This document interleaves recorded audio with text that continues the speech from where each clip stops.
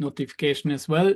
So warm welcome to today's webinar, Topic One webinar, with an old friend of the show, Dave White, just coming back from the States. Hope it all went well through customs and all.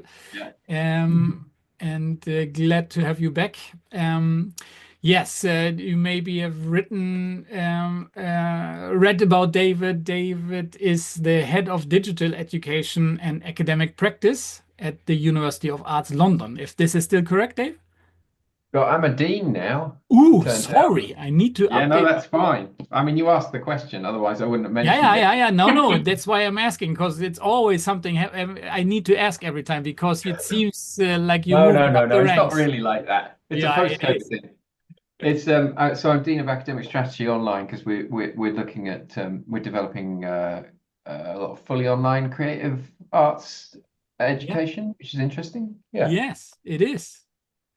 And yeah, and what about your role with the Association of Learning Technology? Yeah, I'm still president of the Association of Learning Technology, which is the it's the biggest professional body in that area for sort of digital learning, digital education, based out of the UK, but it does have various things happening around the world as well, and it has a professional accreditation thing called CMALT as well. So Yeah. various people do that professional accreditation and get a certificate with my signature on as a Yes. prize. Yeah, Yes. yeah, Yes, and awesome. I'm a big fan of Alt as well, and in particular, one extra thing you do is the OER conference, annual yeah, conference. yeah, So very in line with what we do here in Open Network Learning. So yeah, yeah, and yeah, without further ado, I think everyone here hopefully has seen the video now, being in Friday of the first week of the topic, and maybe even read. Some in the room already reflected about the topic. So, yeah, but as always, you maybe give a short introduction about the topic, and then we do an activity. Um, yeah. if you didn't change, No, no, make no. I've got there's I've got a slightly different way of thinking about AI, which I will mention in yeah. passing because it's unavoidable. It, But other than that, we'll do the mapping process. Yeah. yes, excellent. And this is always a highly appreciated exercise. And thanks for being back. And yeah, without further ado, I hand over the floor to you and take it away, Dave. Cheers. Thank you. I'm going to so there it is. Let's have a look. I'm just going to share. Does that work? It's kind of. It's coming soon. I might leave it in that mode actually, because it's still pretty legible, right? Yeah, I just don't know what's going to happen if I let me just try the let's try. presentation there. Let's try to push the Ah, no, button. that sort of works. That's fine. So you're seeing that full screen now, right? No, we don't see the full screen. We see the PowerPoint editing mode. Oh, okay. Let me stop. All of these things work in a slightly different order. So Hmm. now I could probably. I wonder what happens if I share that. Does that look neat or does that look terrible? It looks pretty good. Uh, right.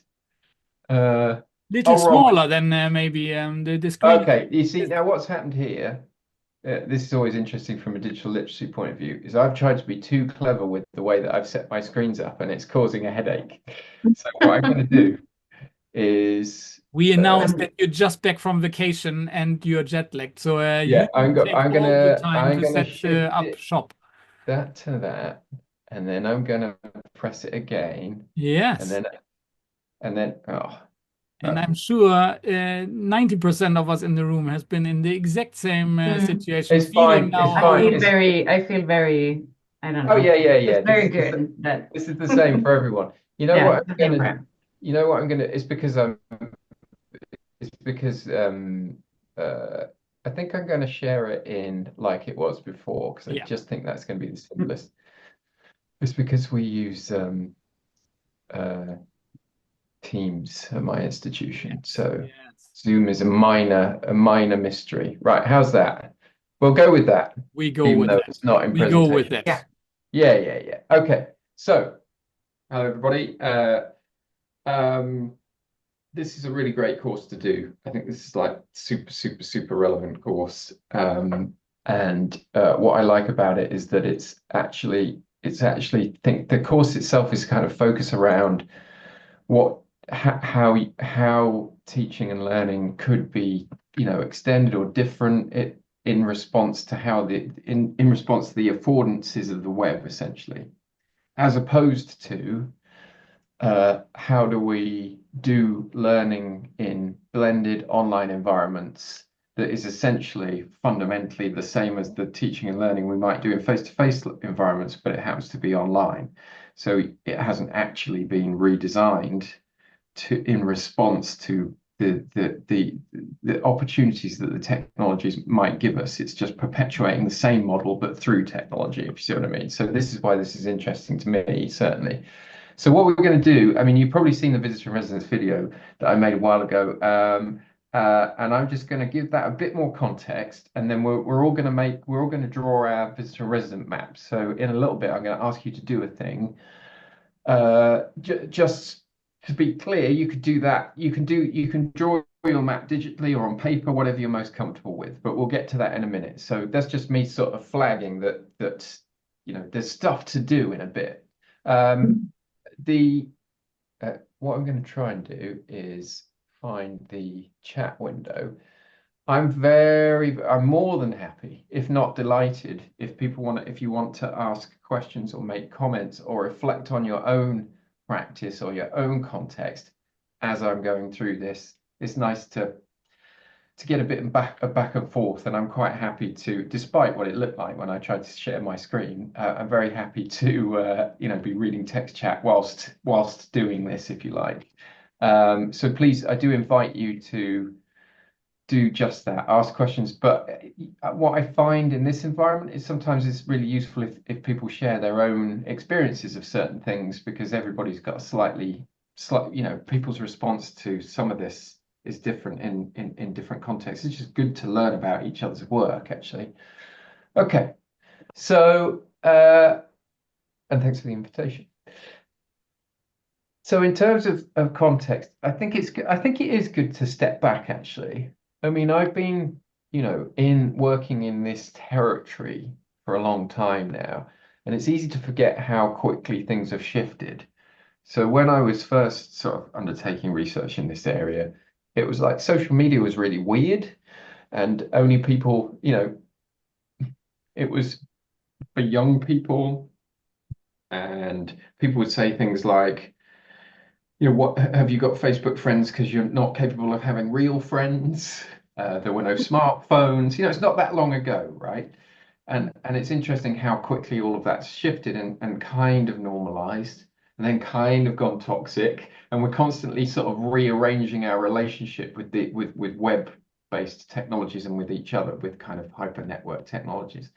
But this is a great quote from Kevin Kelly, who is one of the few futurists that I trust, partly because I guess it's reverse futurism. You go back to a quote in 1997 and see if it is anywhere near the truth. So I don't know what you'd call that as a technique, but as he's saying here, we're now engaged in a grand scheme to augment, amplify, enhance, and extend all relationships and communications between all beings and all objects. He said that in 1997, and I think that's broadly true for various reasons. I think back then it was quite a sort of not utopian, but it was a very positive view, wasn't it? It was very like humanity can be connected. We can finally all get together and collaborate and understand each other. Whereas perhaps it's shifted a little bit towards surveillance capitalism now. But that's definitely the case. That this kind of connecting everything with everything else is the drive, and it's because of that that we can talk about teaching and learning differently. So you can talk about it in digital terms, but it's sort of better to think of it in terms of connectivity terms. Kevin Kelly did this great project, which I find is really useful way of sort of setting the scene, really, internet mapping project, where he asked people that question that's on that sheet there. please draw a map of the internet and indicate your home. That was it. And everybody responds to this differently. Now, the thing that this really highlighted to me was that we don't have a shared understanding of the environment that we're in. We don't have a shared map of it. We don't have that much shared language. So if I say, what do you think the web is and how do you relate to it? Everybody's got a different model of that, quite a radically different model, but we don't really know that because we never kind of talk about it or visualize it. It tends to only get spoken in terms of like, are you on Instagram or are you in WhatsApp, but not in these terms. So this is the first map, which is the sort of computers and wires version of the internet. But then you get things like this, more swirly version of it. We've all got a kind of conceptual map of what we're doing. You get things like this, as you can see, which I think is an information. Is that information? Passing through. I don't know what that is. That's what I quite like about it. And then you get this, which is just people. Happy people in this case. I think if they drew the map now, I don't know how happy they'd be necessarily. But so the point being that that's a completely valid map in response to that question, as is this. But this one is all people, and this one is all technology. Okay. And I think that's how that plays out a little bit, which is the maps aren't from 1997. No, the maps are from probably 10 years ago, these ones. It's a project that he did for a while. There's a Flickr group of it, which gives you an idea of when it's from. So if you did it now, it might look differently. But in a way, the point is that everybody's map looks different. There might be an overall trend in terms of how people perceive things, but you ask people, and this one's a 12-year-old. That one's a 39-year-old. It varies person to person. This is what I think of as the disintermediated map. The technology's vanished, and actually the internet's just people, right? It's a good question, though. It's a good point. The dates.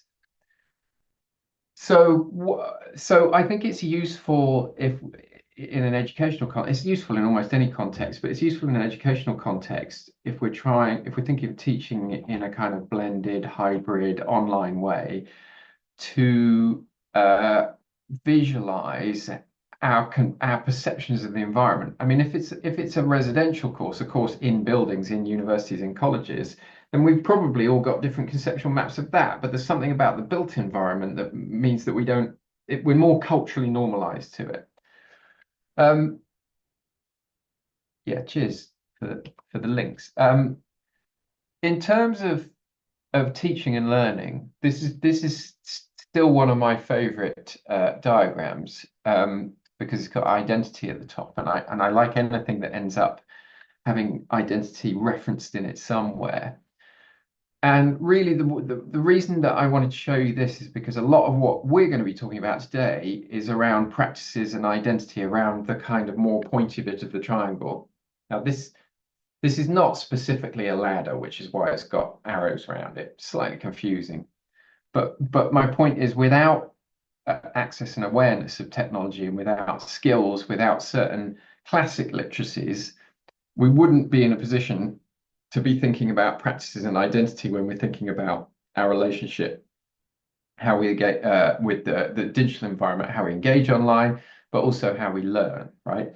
But to me, especially coming from a creative arts institution, although I think this is broadly true for all higher education, is that it is a process. It is a process of becoming. It's about identity. So our students tend to want to become something, some kind of professional identity, some kind of creative identity. And I think that becomes important, especially in the digital environment. What are you trying to become and why, rather than how do you get good with technology, if you like. And these things are kind of interwoven. And it's interesting I don't know what you find in your institutions.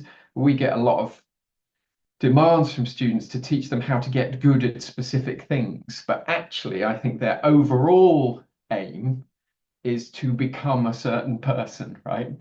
And it's just a question of via what route. just on the AI bit, this is something that I wrote a couple of weeks ago, a blog post. And I think I'm still thinking this through, but I think it might be useful. So I just wanted to share it with you as a sort of work in progress, because it's useful to talk about AI to kind of then put it to one side, not to put it to one side, but just to acknowledge it is a big deal at the moment.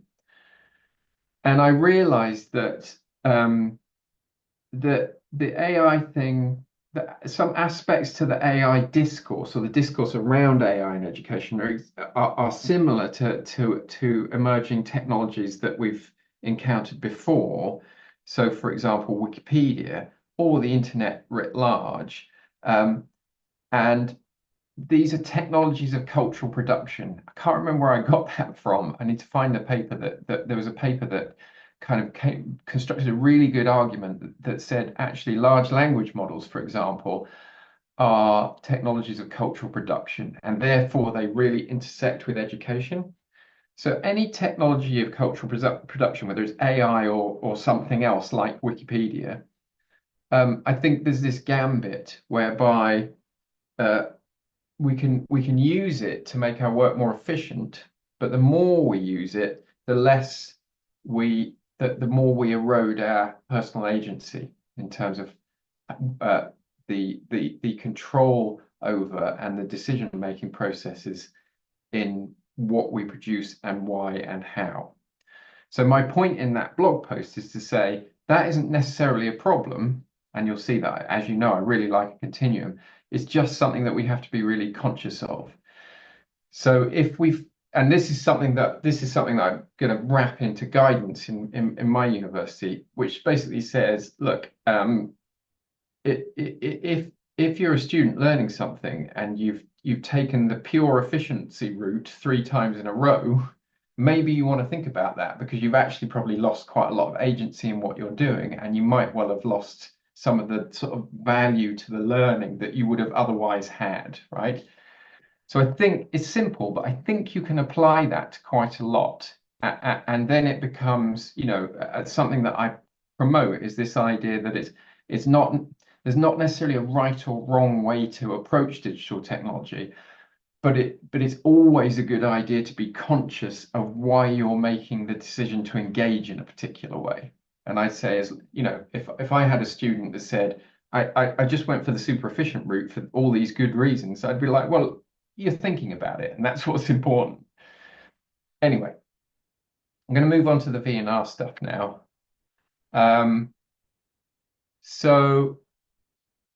If you've watched the video, then I won't go into this in a lot of detail, but the visitor and residence idea was a response to the digital natives idea that was promoted by Mark Prensky about 25 years ago now, and when you pick away at it, it's sort of a metaphor of language. The simplest way of talking about it is that idea of, if the digital technology that you grow up with, your use of it is a bit like speaking your first language, and the technologies that appear once you're an adult, using them is a bit like using an additional language, which doesn't mean that you can't be fluent. And I think at that level, it's not such a bad metaphor, but it tended to get translated in a different way. So I'm just going to ask you this question. Could you post your answer to this question in the text chat? It doesn't have to be a long or complex answer, but what do you think, from your perspective, what does digital native mean? I'll just give you a sort of second to type something in. Like, this is not a right, this is not me testing a correct or incorrect thing here. So I'm just interested in people's. Okay. Yeah. I mean, these are all valid answers, right? Which is sometimes part of the problem, because it's such a range of valid answers. Yeah.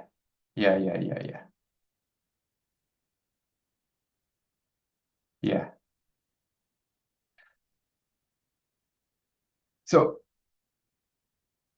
more smarter, younger selves. Yeah. And we always feel like that, don't we? Gotta watch out for the kids. They know things. So I think those you've seen those answers going through, and I think it broadly has to do with there was a moment in time where the digital environment sort of suddenly appeared domestically, and there was a certain set of people that kind of connected with it and dived into it, and some people that didn't so much. And at that point in history, perhaps the digital native, digital immigrant made more sense. I think now pretty much everybody's engaging with the digital environment to a certain extent, and therefore it doesn't work in quite the same way. But there is this idea that I think the dangerous aspect of this particular metaphor is the idea that if you're a certain age, you will somehow have an innate ability in the digital environment. So there was like 10, 15 years ago, there was a real problem in higher education, to my mind, which is that we saw students arriving in our institutions and they had better phones and better laptops than we did as staff. And they seemed to be using social media a lot. And we assumed that meant that they were sort of good at everything that was digital, right? But of course, you can do almost anything online. So that wasn't the case. So the sort of most naive way of putting it was there was a period of time whereby universities were effectively sort of going, well, you know how to use Facebook, so you could probably do research if it's on a computer, which of course is its own set of practices and literacies that have nothing to do with the computer. So I think we sometimes used it institutionally as an excuse to not educate in certain ways. It's actually an oddly comforting convenience to say, oh, the kids understand this, because it sort of abrogates our responsibility to educate. I think that happened a bit. Anyway, I did do a sort of on-stage debate with Mark Prensky at one point, and he was very difficult to discuss things with, not so much because of the digital natives thing, which we didn't discuss in detail, but because he characterized the higher education system in a way that I didn't recognize, and then critiqued it off the back of that characterization.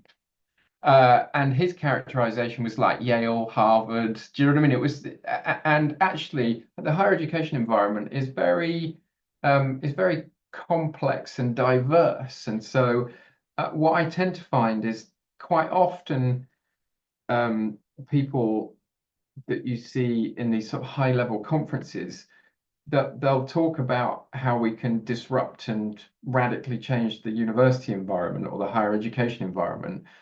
But what they're thinking about is something that most of us wouldn't agree with in terms of what they're claiming it is, right? So I think it's a complex area. Okay. So I proposed, as you'll know if you've seen the video, this idea of visitor and residence in response to that. It actually came from a research project I was doing in Second Life on the one hand, and in parallel I was doing research into how students were engaging with the online courses that we were developing at the time at Oxford University. And those two research projects put together sort of generated this thinking, partly because with Second Life, which is like one of those virtual worlds, they used the phrase resident. They said you're a resident of Second Life, and I thought that's interesting. As soon as the internet went 3D, people started talking about living online, but when it was 2D, they didn't. In spite of the fact that actually people did sort of live online, even if they're only ever in text-based environments, right? So there's something intriguing going on there. So I'll just run through this quickly again, but I'm getting the sense that you're a group of people that probably have done the pre-reading / pre-watching, but it's always, you can never be totally sure. It's a continuum. It's not two boxes. We're not trying to type people as being either visitor or resident. And it doesn't assume, it's not about the amount of time you spend online. It's about your motivations to engage. So just to explain either end of the continuum very briefly, when we're in visitor mode, we're trying to get jobs done. Okay, we already know what we want to achieve. I use this toolbox metaphor. You rummage around in the untidy toolbox of the web, you find the tool that you want. Might be online banking, you might be searching for a holiday, you might be doing your email or something like that. You do that, and then you kind of step away from it. The key thing here is it doesn't leave a social trace on the surface of the internet. It will leave a data trace, and I think we've all become much wiser to that in recent times, is that whilst I might not be posting in a way that's socially visible to other people, somebody somewhere is using that interaction to do something, usually to sell me something, right? But the key thing is that you're not leaving any trace of your identity on the kind of more visible layer of the web, right? So it's that kind of activity. In resident mode, your motivation to engage is to connect with other people. And this is the big distinction. So it will require a digital identity of some sort. It doesn't have to be, it could be like an alt identity, or it could be, depends how you think about identity, or it could be you as in a personal capacity, it could be you in a professional capacity, but it does require an identity, and you will be leaving a social trace, i.e. people can see where you've been, what you've said, and what you've done to a certain extent, even when you're not there in the moment. Okay. Importantly, the extreme end of residency is very, very visible online. Now, there's less of this around than there used to be, actually. So you remember historically, things like Twitter as was, if you posted a tweet, then Google search would find that tweet, even if you weren't logged into Twitter, right? So in a way, your activity in Twitter, for example, was kind of 100% visible to the whole of the web, pretty much, right? So that's the extreme end of residency. Posting things, I'd say a useful way of thinking about it is you're putting things online, or you're interacting online, and you don't actually know who's going to see it. It could be people you've never heard of or you don't know might see that activity. In the middle of the continuum is where an awful lot of our activity takes place these days, especially post-COVID.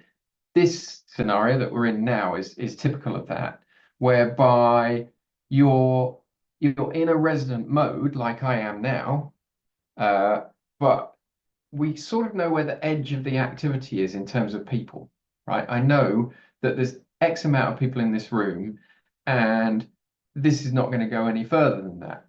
Now, you might post the video and you might post that openly online, and then it becomes something slightly different, right? But actually, when you think about a lot of what you do online, a lot of what most people do online, a lot of it's in that mode. Like if you're in WhatsApp groups, it's somewhere in this territory, because you're very much there with your, you're very much leaving a social trace, but you kind of know where the edge of that group of people is. An awful lot of education takes place in that way. And I think that's important, actually, because what I call the unknown audience is quite a big factor.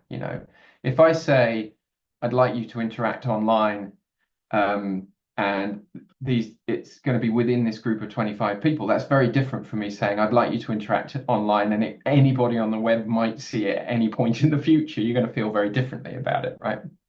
So we added a vertical axis to it because context was really important, and I think it still is, because it relates to identity. So obviously the way that we engage online is often different in a personal context than it is in an institutional context.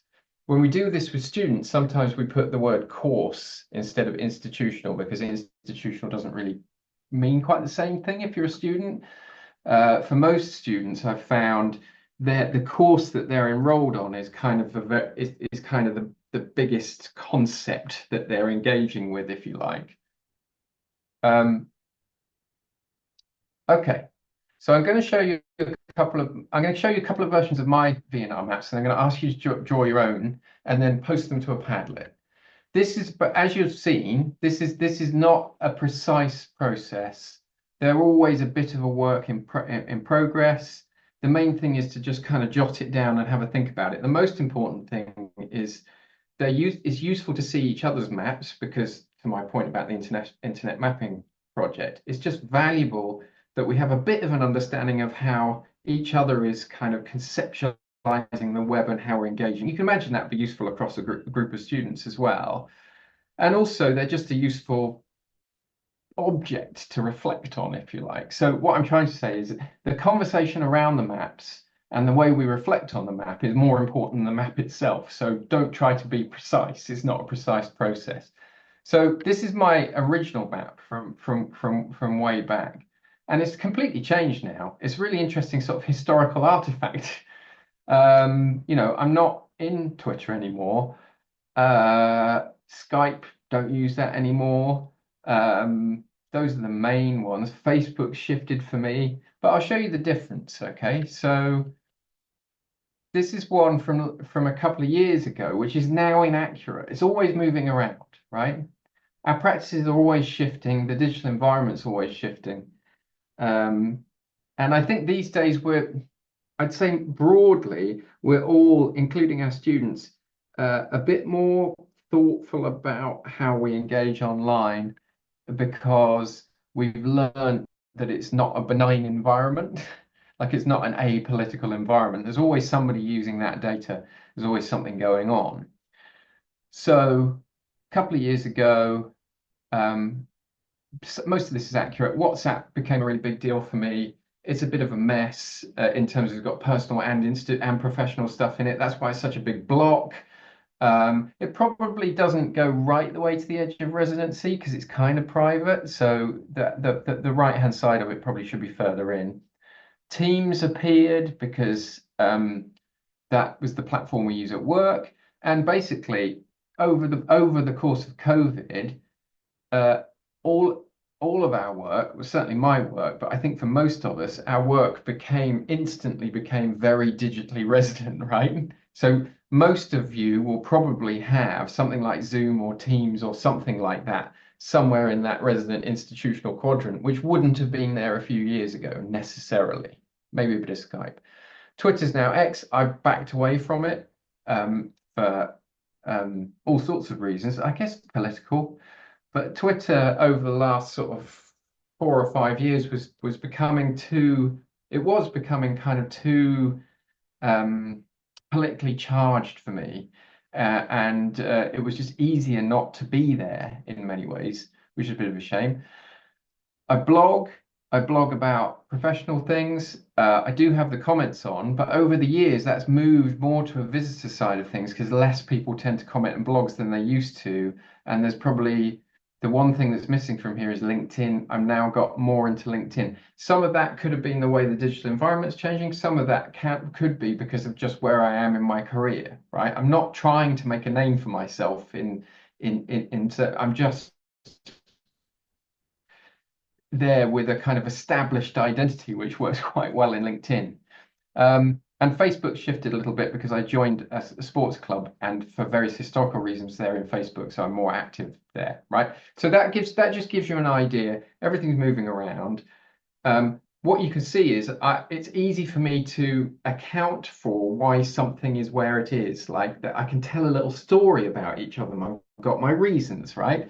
So map becomes quite a good reminder to me as to why I'm in certain places for whatever. It's also a reminder this one's a reminder to me that my WhatsApp is just a mess, right? And actually I feel like it's controlling me, not I'm controlling it, right? Because there's just too much going on and I don't really mute things properly and all the rest of it. I've probably got various have got those experiences. So before I run down the clock, it's your turn, I guess. So if you've got any questions, then either jump on the microphone, tap them into the chat. Why is Outlook Mail far out on the visitor scale? I think it's because I'm quite antisocial.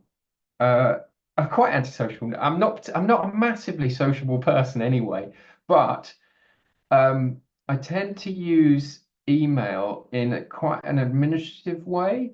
So yeah, you're right. It does relate to my identity.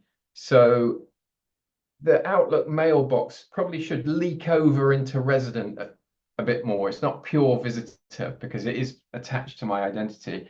But the way I use it is kind of bureaucratically rather than people-y. But you're absolutely right. It should be more over to the resident. I need to redo this map. Every time I give this talk, I need to redo the map, which is interesting. It shifts. It seems to shift faster and faster these days, actually. So you're right. The idea that email is pure visitor probably isn't quite right on that map. So it's a good question. Can I ask something, Mhm. Dave? Yeah. Because I don't know how to write it. I was wondering, in the beginning there, you said that the residents, and as I read it too, was more about, being open about things, sharing open posts, or I don't remember but I also think that is because in this scale, most of the things you use digital things for is in some kind of closed forum, except for the blog, no? And I think that's not because we're not used to or do not know. It's more that we have chosen to not share as much as we maybe did in the beginning. Or Yeah. Yeah, I think you're right. The blog, I think I moved the blog to the left because I felt like there was less interaction, but actually it's me talking and it's super visible to anyone who wants to look at it. So it should probably still be at the really hard resident end of things. So that's interesting to me because it was more, I think this map, this 2023 map, I probably mapped more on how I felt about things than what they actually are. I'm discovering through this discussion. So you're right.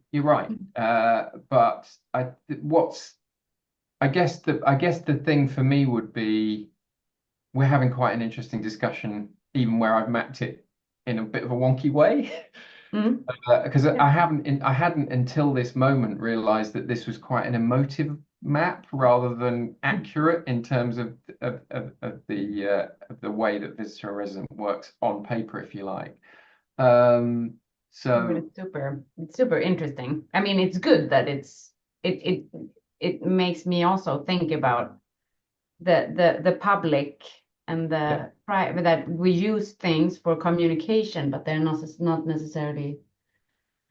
Well, I think with the blog open. specifically, yeah, absolutely. With the blog specifically, I'm hoping lots of people will read it, but I'm not expecting them to contact me.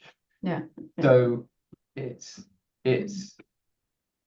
I think what it probably is actually I'm increasingly less comfortable with, or I'm probably questioning more and more how I'm engaging online because I'm later and later in my career and I've got more to lose.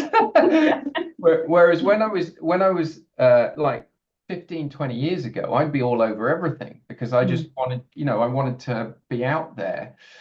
So that's a very personal reflection. But that might be reflected in the way that I've drawn this. I'm going to update it anyway. Okay. Thanks for that. Are there any other thoughts? All right.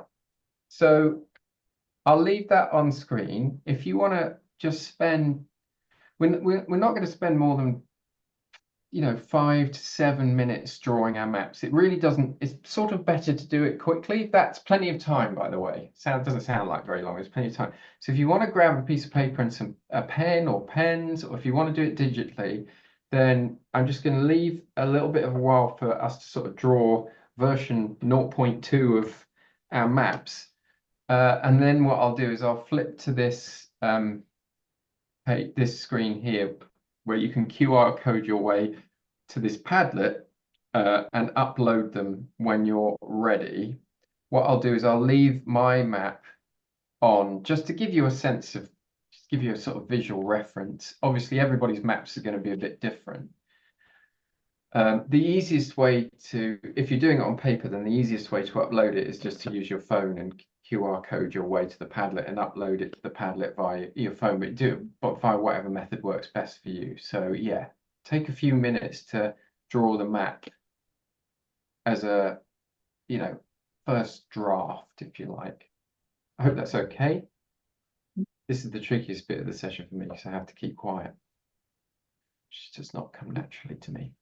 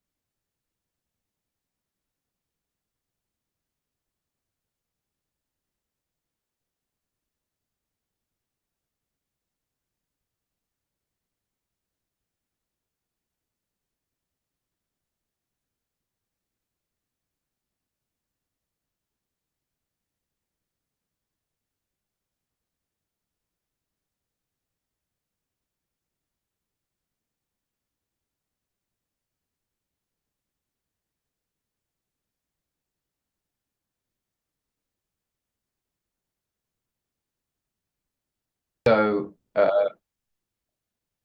if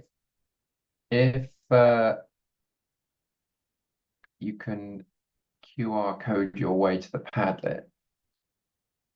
So thanks for posting it. I mean, that's not a bad idea, posting it into the chat, but if you can put it on this Padlet, that'd be helpful. And then they're sort of all clustered in the same place. Top marks for speed, though. I mean, you know, it's not a criteria.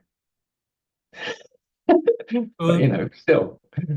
So, Thierry, there's either the link in the chat to the Padlet above your question, Oh, and yeah, thanks. Yeah. or if you want to do the mobile route, then QR code is probably easiest.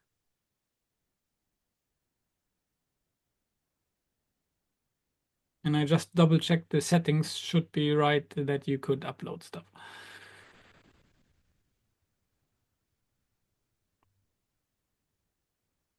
On the computer, there will be a plus sign in the middle of the screen or on the. All right, I copy it again. Here it comes again. The page is closed. Aha. Was it? So I see somebody has posted a map. So what I'm going to do is just shift my sharing to the Padlet. Let's see if I can do this any better than I did before. Okay.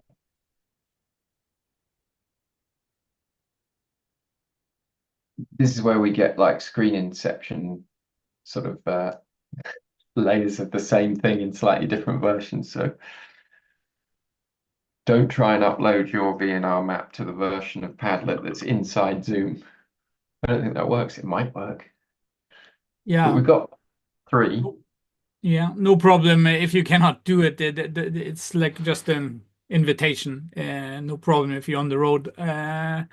And we have to be connected. I'm not sure if I completely understand.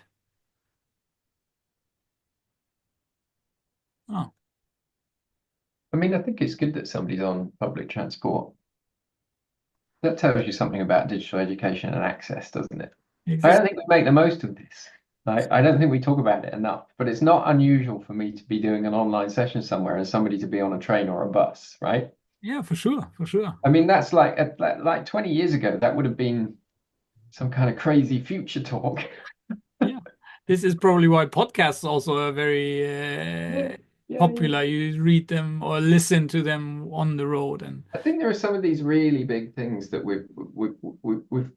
they're so normal now that we've sort of forgotten that they're a big deal. But when I went to university, one second, Dave. Sorry, I'm just trying to help Thierry. Where on the page do you download something? You don't need to download any on this page.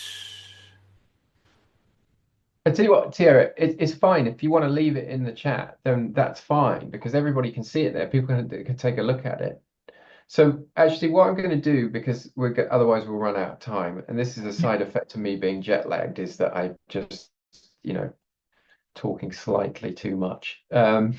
Is what I'm going to do is hopefully people can see me sharing the Padlet in Zoom. So what I'm going to do is I'm just going to click on a map, and then if that person wants to walk us through why their map looks like their map does, then if you can get on the mic, then do. If you don't want to, that's fine. I'll move on to another one. But I just think it's, as I said, it's hearing people talking through their maps is always quite interesting. So let's go to Christina. You've held that up very nicely. Yes. Do you want to? This Sure. this is a real side point. I think there's something massive about seeing people's hands, which is almost as important as seeing people's faces. You see my webcam set up like this? I honestly think if we could see people's hands more as much as their faces, the web would be a really engaging place. Anyway, tell me about your map. Okay, so I actually just added the ChatGPT, so artificial intelligence to the left side. So visitors a little bit personal, a little bit professional or institutional. But generally, so everything that goes with Outlook, MS Teams, I only use for work. Yeah. So that's definitely at the bottom. But with MS Teams, so I really connect with my coworkers on that platform. So there's definitely some connection happening there. And then since I am one of the people probably who doesn't really want to be on Instagram or doesn't really like being on Instagram because I know the downsides of it, and also like the being stuck to the reels and just going through them for hours and hours. I try not to have the app downloaded, but when I use it for connecting with people. But since also like the conferences and all the universities and sometimes other programs are on social media as well, I would also say that I use it for institutional purposes.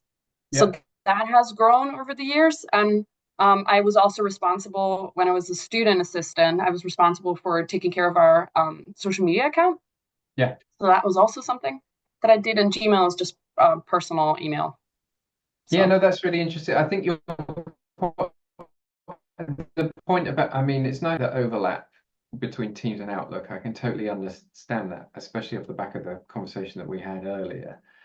The Instagram thing is really interesting. I think this is the same for a lot of people and a lot of our students, whereby there's a kind of socially or institutionally informed, kind of under pressure to be in certain spaces for certain reasons, but you might not be 100% comfortable there. And so you've developed ways of managing your relationship, sort of controlling it. It's not like all in or all out. So I think that's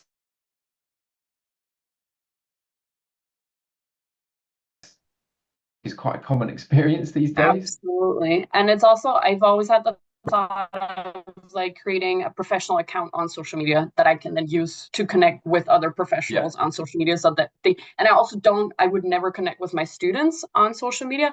I have connected, so I'm connected to them on LinkedIn, for example. Okay, some of them.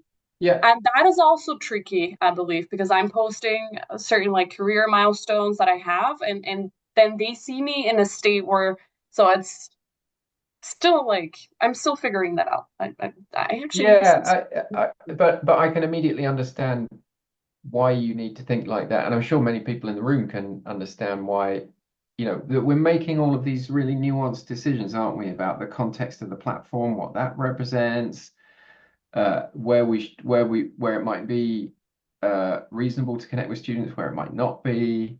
I think that pattern's beginning, well, each to their own, isn't it? But there's a good example of the fact that you can tell a story about all these squares. Okay, thank you. I'm going to move to another map. So this is no particular. Right, what's this? Whose is this one? That's me. Hello, Hi. Mary. So yeah, what's going on here? So work and personal are very separate, partly because they just have to be, and we're not doing much sort of visiting within our institutional accounts. So there's not a whole lot of overlap, and so definitely no sharing. And the Facebook is for my kids' school, and I otherwise aren't I'm not on a lot of these outside of times when I really have to be on them for either my kids' school or for. Yeah, this is what when we wrote the original paper, we posited this idea that there were, you know, what you've got here is quite a compartmentalized mode of engagement for good reasons. And some people have less compartmentalized, where everything's kind of, you know, where you're engaged in certain spaces online, and there's just this sort of almost random mix of personal, professional, you know, stuff to do with your kids, stuff to do with students. This is all kind of messed up together. I wonder whether over the years we've seen this sort of shift where when we were first doing the mapping, that people's maps were less populated on the residential side, on the resident side. And then everything kind of became more mixed up together because things got introduced. And so people had all these things all tangled up. And now I'm wondering whether we're broadly moving back to kind of compartmentalizing, being a bit more active in the way that we arrange the way that we operate digitally, because we understand that it can very easily become too mushy. But yeah, that makes, again, different map, makes perfect sense. You know, you can tell the story of it, right? Thank you for that. I'm gonna do one more, and then I've got a couple of other things to talk through. I'm gonna do this one partly because of the that's got X. I couldn't work out what X was. Okay, whose is this? This is a delightfully this is mine. Go on then. Yeah. Yeah. So actually, I try to keep these things separate. And I was the user of X or Twitter, you can say, but I stopped it. Yeah. I'm not anymore. And because of, you know, a lot of other issues with being online most of the time, the issues that are scary as well as bad for your physical, mental, and financial health, I try not to leave my footprints as much as possible. So my emails are very private. I don't use Facebook, Twitter, Instagram, or I mean, I may have made my accounts because of some obvious reasons. Yeah. But I'm not active anymore in those things. Yeah. So most of the things is like WhatsApp, OneDrive, I use for institution. We also use something called Rocket Chat, which I have not drawn here, is to communicate between the colleagues here. Otherwise, I try to be clean as much as possible. Yeah, I think, I can understand that. You've also got gridded note paper, which is somehow related to your approach for some reason, I feel. That's the other thing, just as an aside, that's the other thing I like about the maps is you can you can kind of get a sense of people from just somehow the character of the way that they've done the map as well as what's on the map. But that's just me being a bit kind of art school.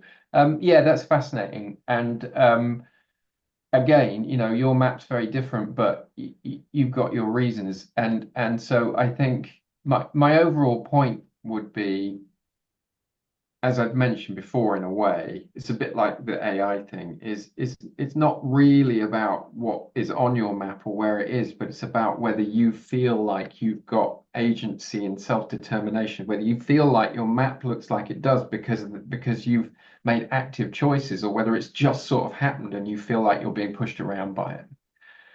So you know, when we do this with students, quite often, it's a bit like the point that a couple of maps ago, about, you know, Instagram, you know, having to be there but not necessarily feeling comfortable about it. And it's interesting to me that over the years people have got better at that's not right. I think we're more conscious of the pros and cons of the digital environment, and so we're a bit more careful with how we engage, right? But thank you for that. Again, you know, you can easily just explain why your map looks like it does. I've had people do maps and then they've gone, these are the bits that I want to change. These are the bits that I'm uncomfortable about. There's too much here.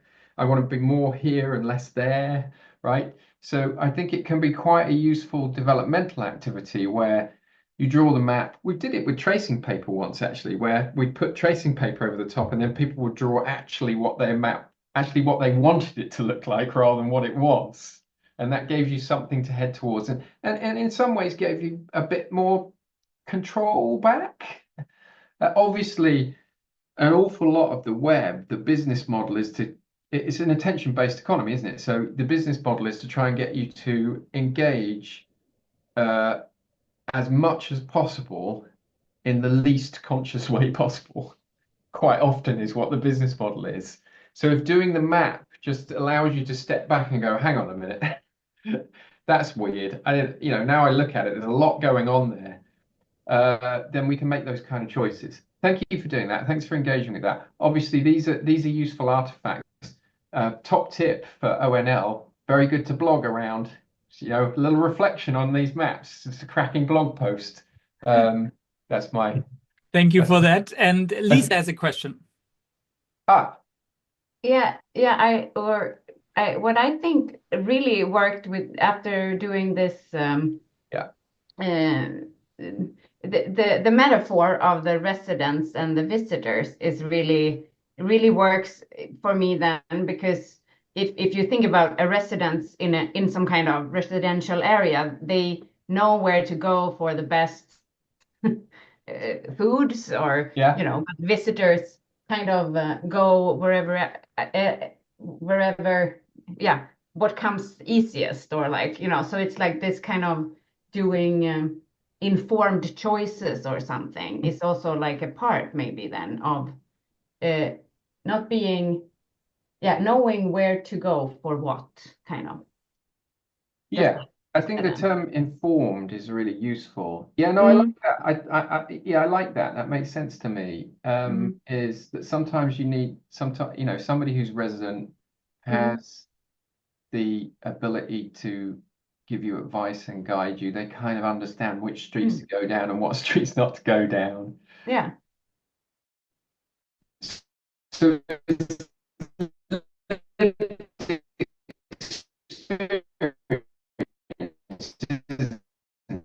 I guess they're reflecting we are resident to a certain extent online in the way that you're talking about, and we can end up finding ourselves in the wrong neighborhood. So it's a simple metaphor, but I think the metaphor and the mapping, it's a useful vehicle for sort of reflecting and thinking about where we might want to be and what we're up to. It gives us a bit of clarity, and it helps to hear each other's stories. Now, I've got like 60 seconds left, and there was a ton of other stuff that I was going to talk about, but in a way I've covered it. The point is that the mapping, I've used the maps as a research instrument in the past as well. So you can use it both as a kind of sort of CPD, reflective visualization discussion thing, but I've also used it as a kind of, it's like a sort of instrument or method which is somewhere between the qualitative and the quantitative. I did 300. I got 380 maps from loads of different students a few years ago, and staff, and through that I kind of proved that age was not the biggest factor. Like old people are not less resident than young people, but that was the kind of prevailing idea at the time. It just wasn't true, really. So just the last couple of things. This is one of my favorite maps. That pink, this is a PhD student. That pink area there is aspirational because they wanted to be like a real digital visible scholar. So I quite like the idea of using the maps as a kind of, as I was saying, as where do you want to head? And people annotate the maps in all sorts of different ways. Some things flow between areas, notes, and all the rest of it. There's all sorts of things you can do. I'm just going to finish off with this last little quote here, which is from George Siemens. And this is specifically like educational. So I think this idea of abundance and connections, if we think back to the Kevin Kelly quote at the start with everything being connected together, now that everything's connected together, teachers become the arbiter of connections rather than the gatekeepers of information, right? So I really like that philosophy.